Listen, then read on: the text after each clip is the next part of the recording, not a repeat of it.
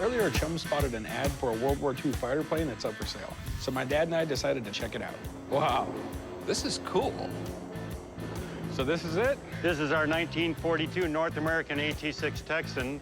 You guys interested in buying this airplane? Both of us been talking about getting our pilot's license, and I bet I could do a pretty good job of crashing this thing. The guys came down from the pawn shop to look at my AT-6 Texan. The reason I want to sell this airplane is my wife and I would like to build a house. I'm asking $185,000 for this airplane. It's absolutely worth every penny of it. So it's a 1942. It flew in World War II and the Korean War. This one did? Yeah, it did. So did it ever get shot? No, but it actually was a gunnery trainer. They actually had a gun mounted right here, and the pilots could actually fire the guns. So in World War II, this was the airplane the government used to train all our pilots. The Tuskegee Airmen all flew this airplane down in Alabama. So it's a very famous airplane. Dominating the skies is one of the things that has made the United States military the strongest force for over 100 years. It's pretty badass. This plane was used to train the best pilots in the world. It has a newly overhauled engine. Looks like a bunch of Harley motors put together. It does, and this thing actually sounds like 9 Harleys all running. It's a 9-cylinder, 650 horsepower. So how fast is it? Oh, this airplane will cruise at 200 miles an hour, and the structure inside is a roll cage. So if they ever flipped it by accident on the ground, it would protect you. Can we look at the cockpit? I actually can't wait to see what it's like behind the controls of this thing. It's bigger than I thought it'd be inside here. There you go. The person getting trained would be in the back or the front? The instructor would be in the back seat. It's fully dual controlled, so there's a throttle, stick, and all the flight instruments are also in the back of the airplane as well as the front. So you could actually give me flight lessons in this thing, huh? That's what it was built for. Now, go ahead and place your feet on the rudder pedals there. Attaboy. And that steers the tail wheel that's on the ground. So what's this trigger for right here? You just shot the guns. Those 30 cals were blazing. I mean, it would definitely be cool to be flying this thing in World War II shooting Nazis. I think I like the way I look at this thing. And who knows, it might actually make a great trainer for me and my dad. So how much do you want for it, my man? $185,000. I got a buddy who's a Navy fighter pilot. You mind if I have him come down and take a look at it? You know, if you think he's qualified, I think that's good enough. Let's bring it on. I have no question about the caliber of this airplane. I'm ready for this. This is my buddy Matt. I'm a Marine Corps F-18 pilot with 18 years of experience, a graduate of the Naval Fighter Weapons School, Top Gun, and former U.S. Navy Blue Angel pilot. So, Rick, you really want to try and buy this airplane? I want to get an airplane. I'm just trying to figure out the right one. Well, the Texan's an awesome plane. It basically was the workhorse to train all the cadets in World War II. This aircraft was great for training not only our fighter pilots, but also our bomber pilots, the B-17, the B-24 pilots. During World War II, we dominated the skies, whether that's Europe or over in the Pacific region. This aircraft helped train those pilots to get to that final step, to where they flew that P-51 or that F-4. So after this, it's ready for combat and, you know, potentially going in harm's way. You guys have any concerns? How well does it fly? Would it be good for me? Well, you know, it's a great trainer plane. I know, but you're trying to sell it to me? It is, but that tail wheel right there makes it a little difficult. So is it harder to land in a one with the tail wheel? You got it. Landing a tail dragger, that airplane can swap ends pretty quickly. Where it doesn't have the tricycle gear, where you have a nose gear and 2 tail gear, you actually have it in the back. It's a little unstable with that. Landing a tail dragger is kind of like going from learning to ride your bike, where you have training wheels on it, and then all of a sudden you take those training wheels off. Basically, we have like no aviation skills. We're about to start school, so. You might have to start off on something a little less powerful and a little easier to fly. I thought we could learn to fly this thing, but clearly that's not a good idea. But I still love this plane, so if I can get it for a good price, I can resell it and make a profit. Before I can give you a price range on this aircraft, we need to do a visual inspection. Do your stuff. You bet. How many hours do you have on your engine? You know, it only has about 20 hours since the engine has been completely overhauled. The engine's on here, 1,600 hours. And as you get closer to that mark, you need to overhaul, and that is a big ticket item. So that's actually a plus. On the front, he's going to have a spinner. Not all Texans have a spinner. It adds about $5,000 in value. Just for that little cap on the front? Just for here, the spinner on here. Protects it from elements, dirt, rust, and things like that. That's why airplanes are so damn weird, because it just doesn't look like it would cost $5,000. Yeah. Come on up, have a seat. He's got a clean cockpit setup. This aircraft is fairly basic to fly. Landing and takeoff is a little hard with the tail wheel, but literally with the stick, it's up, down, left, right to maneuver the aircraft. You've got a pretty easy throttle. So the last thing to do here is to take this airplane flying. Dennis and I should go airborne. Yeah, let's take her up. All right, let's do it. Do your stuff. I'm super excited to fly this aircraft. I spent most of my time in jets, and this will be really kind of a throwback. It'll be fun to fly this. Clear. I've inspected the exterior and the interior of the plane. We've looked at the logbooks, so I'm really excited to fly the aircraft. I wonder what it's like to just hop in any plane you see and be able to fly it. I don't know, but I think it would be pretty cool. Okay, you ready to go? Okay. Here we go, man. Now just stick kind of neutral like that. Steer it with your rudder.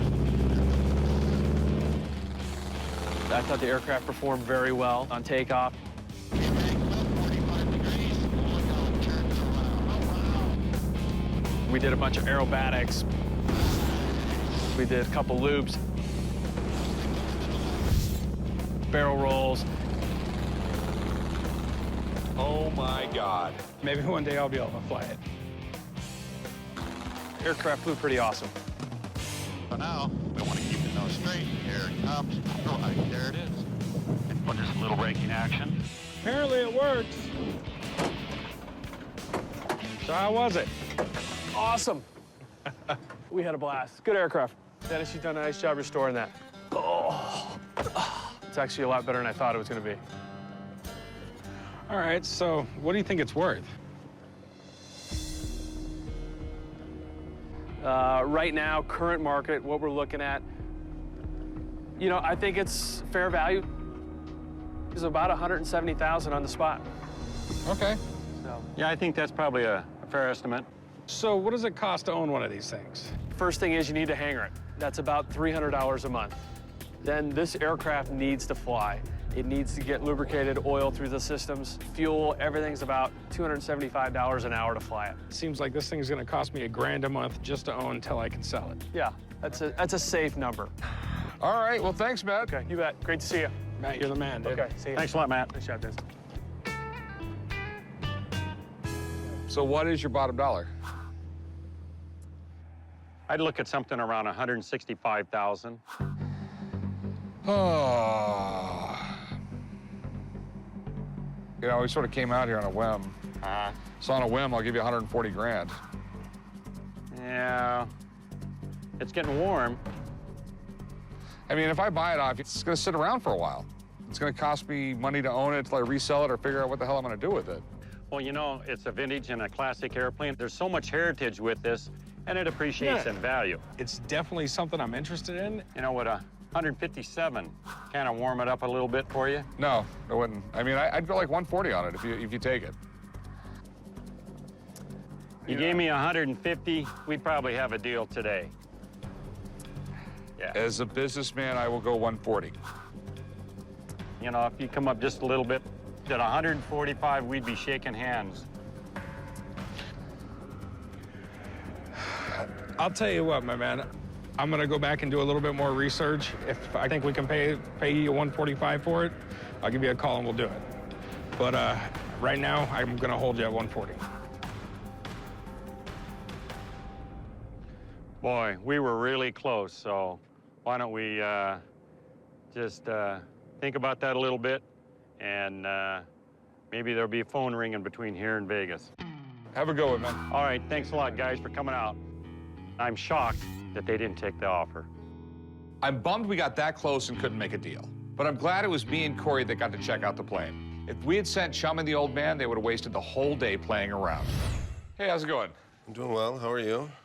All right. What do we have here? Did your kid make this in school or something? No. We have a Picasso Madura ceramic from 1952 titled Toros. I'm here today to sell my Pablo Picasso Madura ceramic plate. I bought this ceramic plate from a collector in New York City, and I've had it for 5 years. I would definitely consider Pablo Picasso to be my favorite artist. I really love the bull motif on the plate, and I'm looking to sell the plate for $5,000. That is really, really cool. So, you know, everyone knows Picasso. I mean, he's like the most well-known artist in the world. And it was such a status symbol. Even today, it's a status symbol to have a Picasso on the wall. Back then, it was worth money. Today, it's worth a lot more. I mean, he's got vases that go for over $100,000. How much you want for this? $5,000. Okay. All right. That's a really big problem right there. There's a little chip in it. I mean, it's a slight damage on it, but it's probably a big deal. I'm going to give a guy a call because I know a little. I know just enough to get myself in trouble if I buy this, okay? So give me a few minutes. I'm going to give someone a call, and I'll let him figure it out. All right, great. I'll be right back. Thank you. I'm really looking forward to seeing what the expert has to say about the ceramic plate. Hey, Rick. How's it going? Good to see you. I'm Chad. Josh, nice to meet you. Josh. All right, we have a Picasso plate. I guess sort of made by Picasso, because he really didn't, he just sort of made these things. Yeah, so this is the Maduro. Picasso would have done the initial design on this, and then it would actually put a decal on it, but he's not the one that painted it. The master painters would go back and paint it. So Picasso, as you know, one of the greatest modern masters of all time, established styles that many artists now have kind of, you know, they've grown off of it. This is definitely authentic. There's no doubt about that. Picasso didn't use a wheel ever, so a lot of these are a little odd shaped. There's going to be some variation in all of the painting. It's got, see, like that's a firing. That's from the firing. That's not from a striking chip. Okay, but on the front of it, it looks like there's a chip. That's probably a firing chip. If it was a chip on the edge, you got a problem. For this, it's not a big problem. It's really almost to be expected in a lot of these. All right, so what do you think it's worth? This, I know exactly what it's worth. 10 years ago, that's worth $1,800. Now, this will consistently sell for about $4,500. 10 years from now, it's probably $10,000. So you're good to go. All right, thanks, man. I Hey, appreciate thanks, it. man. I'll see you again. All right, nice to meet you, man. Nice to meet you. Okay, so what will you take for it? 5,000. Not gonna happen. I would give you like $2 grand for it. I don't think I can take less than 4. I'll make it plain and simple. I'll give you $2,500. I'm not gonna go anymore. It's art. It can sit around for a while. When I sell, I gotta pay a sales commission. I doubt if anyone else will give you that kind of money. I think I'm just in it too much. I'm just in it more than that. That's not my problem. But I can go $2,500 on it. I don't think I can make that work. Well, thanks for coming in then. Thanks for having me. I appreciate it. Change your mind, always come back. Thank you. All right, have a good one. I wasn't able to make a deal, and I thought that's a bunch of bull. I'll just put the ceramic right back on the mantle, and I'll just keep it for a couple more years. What do we have here? Well, it's an old mixer, like a drink mixer. Okay. It looks like overkill to mix a drink. Well, you know, it just depends on how much you're into drinking. I'm coming down to the pawn shop today to sell my antique drink mixer. The reason I want to sell it today is I really don't have any use for it. I've never tried to use it, but I'm hoping maybe we can mix a drink in the back today when the deal's done. Where did you get it? At a garage sale. Okay. It's probably from the 20s. Okay. We'll see a patent on it or a manufacturer. Do you know how the mixed drink came about? No, not really. Okay, it was because of Prohibition, because the alcohol was so nasty and disgusting that you basically had to mix it with something to get it down. Bathtub gin doesn't taste great. On January 1st, 1920, it became illegal to sell or manufacture alcohol in the United States. So people started drinking cheap homemade booze known as bathtub gin. The alcohol tasted so nasty, they had to mix it with anything so they could get it down their throat. I imagine this probably was put in a bar to liven things up and make everything a little bit cooler. You always need a gimmick in a bar. You always need to keep it fresh. Otherwise, it just turns into a dive. Check, please. This is really super power. I mean, you can mix a lot of things in it. I mean, put concrete in it, you can make cement.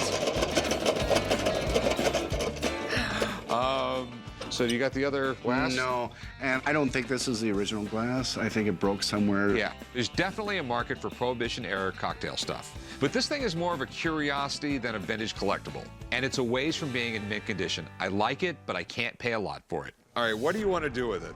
Well, I want to sell it. Okay. How much you want for it? $350? Hell no. Yeah, there's no way you're gonna get $350 out of it. I mean, I might consider it if the thing looked semi-new, but it looks terrible. You know, it's 90 years old. It really works well. You know, things like this have a tendency to sit. It's gonna be a tough sell. I mean, who exactly buys one of these things? You know, I'll give you $100 for the thing. 125? 75. He's just mean and grumpy.